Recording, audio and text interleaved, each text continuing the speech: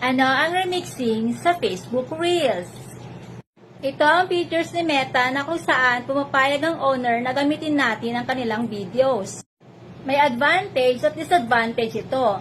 Ang advantage, kapag wala po tayong maisip na video, pwede po tayong mag-remix, hindi na po kailangang mag-download. Ang disadvantage naman po, yun nga lang, kailangan suriin natin mabuti ang video na kukunin natin, maging maingat po tayo. Kasi kapag may problema yung video na nakuha natin, kung may violation, makukuha rin natin yung violations. Kaya, suriin po nating mabuti na yung video napili po natin ay talagang original. Kasi hindi lahat po ng nagba-viral ay original. Pangalawa, wala dapat music, lalong-lalo na yung mga trending na ginagamit sa Facebook. Pangatlo, wala din po dapat dub smash para maiwasan po natin yung problema. Kasi once na nagka-problema yung niremix nating video, pati account natin magkakaproblema din, magkakaroon din po ng violations.